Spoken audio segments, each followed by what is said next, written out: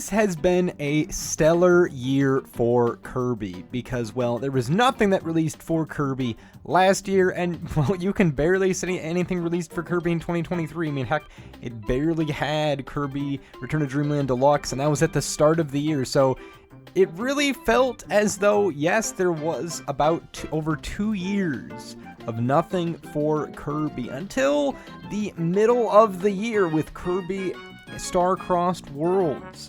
Well, we forgot about one important thing, that being the NSL, or now the Nintendo Classics as they call it, previously called Nintendo Switch Online. It was the way to play your retro games, but in this case, they're now calling it Classics. In this case, we had a title for the Game Boy being Kirby Star Stacker. Yeah, who could forget about Kirby Star Stacker? I mean, well, actually, you probably didn't because there already was an entry on the SNES Classics, or SNES Online as it was once called, the Japan-only Kirby Super Star Stacker, as it's usually translated, but this wasn't translated, so maybe that's for the best we had this release, but I'll be honest, a very weird title to release next on the Game Boy Online, or Classics. Really hard to get used to that frickin' name once they change things.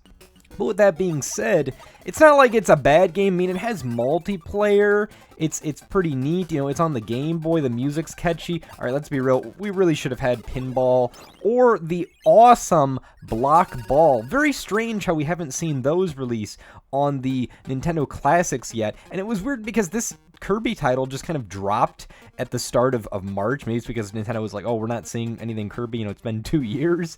We probably should, you know, do something for the fans. It's been way too long. And, you know, we're just going to release the prequel to Kirby Superstar Stacker. You know, we already have a game. That one's technically better, but I don't know. I mean, I'm not huge on, you know, Kirby Star Stacker. If exactly you want to know how this game works, it's basically kind of like your run-of-the-mill Tetris. It's a little bit different than like Tetris Attack or Panel de Pon. You know, it's like your puzzle block dropping game. It's got some really nice music. I mean, it's honestly my least played Kirby Game Boy spin-off title out of all the ones. So, you know, I would have preferred, you know, like Pinball Land or something. I mean, I know people don't really care for Pinball Land because it's freaking pinball, and you've probably seen too much of that in your day and age. But, yeah, no, Kirby Star Stacker, it's there. In order to be able to access this, of course, you need a Nintendo Switch Online subscription. Once again, confusing with the name continuity. But, hey, you could also get a free trial if you just want to check this game out. So, you know, go for it there. Now, of course, next we had a actual brand new Kirby game, the first one released in essentially 2.5 years, being Kirby and the Forgotten Land Star-Crossed Worlds. What a large name for a title. Now, of course, this is essentially a expansion pack DLC for the original Kirby and the Forgotten Land. It makes the most sense. I mean, there was supposed to be a sequel to Kirby and the Forgotten Land, and this is essentially that. Now, this is a $20 up cost to be able to play this game, and it only works on the Switch 2 as well. Of course, this game does boast with enhanced visuals, enhanced frame rate and whatnot, all that fun stuff. Now, I actually didn't end up getting this game or playing it compared to, you know, all the Kirby stuff that releases here because, well, I don't actually have a copy of Kirby and the Forgotten Land anymore. I wasn't really huge on Kirby and the Forgotten Land. I remember I beat this game in really only 5 hours, and I said that because, well, the Switch's online thing is pretty bad. It still is bad, in fact, but it wasn't for the Play Store app they added. No, I'm not talking Google Play. It allowed me to be able to track my time, and I found out I actually beat this game in 7 hours, which, according to how long to beat, most people beat this game in 10 hours. I'll be honest, that's pretty disappointing for the first 3D Kirby game. It felt like it was a little too easy. It felt like it was a step back because the powers felt like Kirby's Adventure. I mean, really, I would have just, you know, played Kirby's Adventure if I really wanted a experience like this. Sure, it's not a 3D game, but if I really wanted the 3D, I could just play, you know, Kirby's Adventure 3D Classics on the 3DS, which I'm thankfully still own. So, yeah. So I couldn't play Kirby in the Forgotten Land. I had a chance of, you know, possibly buying it, but I had to spend like $40, $50, probably more like $50 to get the original game and the bundle. But I don't know. I just don't really. I haven't really had the reason to justify it. Maybe I'll get it way down the line, or I don't have really have a reason to. And there's no demo as well, unless you went to one in person. So I can't really say too much about this game. You know, there's apparently some kind of crystallized story going on here. And I guess according to how long to beat as well, you can only beat it. I mean, beat it in 4 hours. That's, you know, I guess it's to be expected to be less, considering it's not the full main game, but I just don't see a reason to do that again to be able to get, Star-Crossed Worlds. I haven't really heard too much about this one. I don't know, what people's thoughts and opinions are.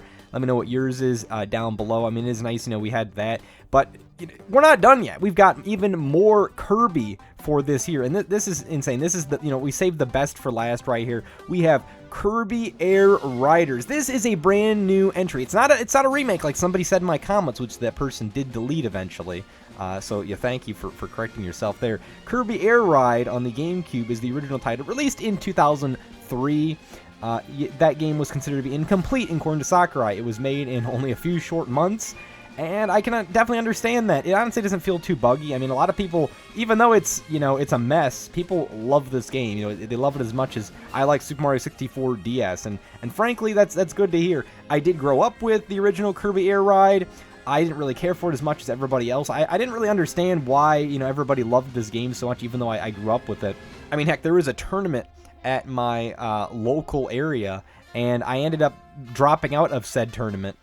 Granted, there was a person who seemed more passionate about the game than me, but I ended up, I think, going forward with I think Mario Kart Wii instead, and I won that one, so I guess it's only fair that I dropped out of Kirby. I mean, I literally vouched for Kirby Air Ride to be a tournament at this place, which it was, and then I drop out of my own tournament that I started. So whatever, I guess. I guess it wouldn't be very fair if I kept doing that. But anywho, yeah, Kirby Air Ride, I definitely think is a solid game. I think I'm right in the middle with it. I don't think it's a bad game. I don't think it's like a super amazing. But Kirby Air Riders, oh, this game is super amazing. It's literally everything of the original but more. Like, we have just so much in here. I'm not even joking. Like, there's more challenges, more modes, more riders, more vehicles, more customization. I don't even think there really was customization in the original besides changing your color of Kirby. I mean, literally in the original there was only Kirby, and I think we have like a 2,200% increase in characters, because Meta Knight and King Dedede, according to Sakurai, didn't really count as characters. They're just kind of like a random unlock. As I said many times before, I've never unlocked Meta Knight and King Dedede before in the original game. That's kind of a shame thing. I always wanted to do that because it was like, the elusive character. Can I just get that? But we've got all sorts of characters now. Bandana Waddle Dee, regular Waddle Dee. We've got Drought. We've got Susie, Taranza. We have my freaking Rick from Kirby's Dream Land 2. Just a lot. Now, not every representation is here, but if there isn't, there is some sort of representation with maybe a license sticker or something for I don't know, that one magma boss from Kirby 64. But, it's awesome. Of course, we have the original Air Ride back, going over real quick. That's literally just your racing mode. Then we also have, of course, the famous City Trial. You can't have this. I mean, if this isn't in a Kirby Air Ride game, it's not going to do well. It's going to do awful. Imagine if it wasn't there. It just make my imagination's running wild. And of course, we have Top Ride. Really glad that this is back. I love Top Ride. It's a phenomenal mode, and a lot of people don't really care for it. I usually like to choose the star that only has two tilts instead of 4, because that just really confuses me when you're going around corners and stuff. Really awesome overall. And then next, of course, we have the story mode, brand new to this. Now, it plays basically like your classic mode, kind of like from the 3DS, where you just keep kind of walking down straight. I'm talking 3DS Smash Bros. You can choose a path real quick. It'll kind of slow down for you. Now, there is a way to slow down in this. You can either pause the game, I guess either remember, take a screenshot or something, and or you can charge briefly. I don't recommend charging. For some reason, you can charge even the Wagon Star. That gets really confusing, and as a result, you just rocket off, and then you go into the challenge you didn't want to do. Now, there's all sorts of surprises and whatnot that can happen inside of the road trip mode. That's the story mode right there. There's little insane, just in-depth cutscenes that they remind me of Smash Ultimate, but they're even higher quality. They're even higher quality, and it's awesome because Sakurai seems to have allowed those woos. He's oh, everybody uploaded the Brawl subspace online, and it actually feels like it's a pretty decent just kind of mode in general, maybe because you're moving everywhere in open spaces. I'll be honest, World of Light just did not cut it for me. Sure, you do move around in places, but you just go from stage to stage to stage to stage to stage to stage. You barely did that in Brawl Subspace, which I think is honestly still my favorite story mode in general. But this one's better because you do go from stages to stages. but you're actually like, it feels like it's a lot more expansive because you're going down the road, you're actually progressing, and you keep, like, it feels like you keep continually progressing depending on what challenge you pick. Of course, if it's like a race, you just, of course, racing through there, and they're just because it's a racing game, it just feels like definitely there's way more in-depthness to this just progression in general, and it's great. It's amazing. There's like a shop, there's different vehicles. I also said cutscenes. Now unfortunately, I don't know if there's a way to change this, but if you pick your character at the beginning, you're stuck with that one through the whole mode. And I picked a Waddle Dee when I didn't have like really any characters unlocked. I just kind of picked this because I've been bracing the Waddle Dee. For some reason, I got like these random things, and I got Waddle Dee twice, and then somebody gave me one as well for like Christmas, and it was also a Waddle Dee, so that's kind of funny. That's why I ended up picking Waddle Dee. But, overall, phenomenal game. I did say before there are amiibo. Now, this is a pretty expensive game, of course, because you have a $450 Switch,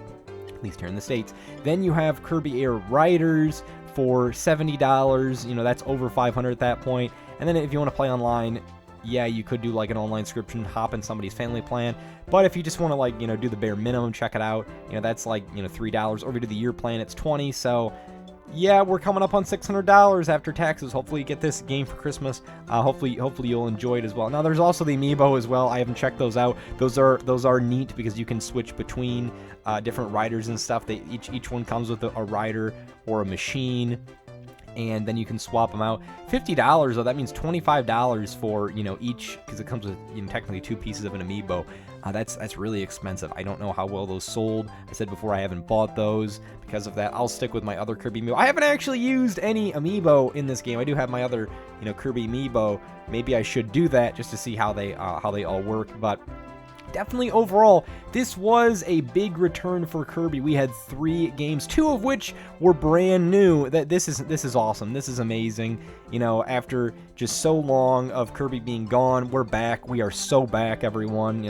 All the memes and galore go there too. What is in store next year for Kirby? I don't know. I'm a little concerned. We might end up seeing like a break year or something. Let's cross our fingers. We at least see like Kirby Block Ball, and we do at least have Pinball Land on the Game Boy for Nintendo Classics at the very least. But hey, if not, you can be enjoying your like whole year playing with friends, replaying story mode with all the characters and whatnot in Kirby Air Riders.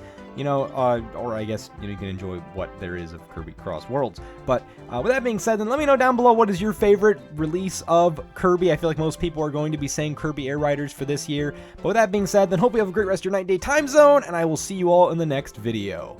Bye-bye.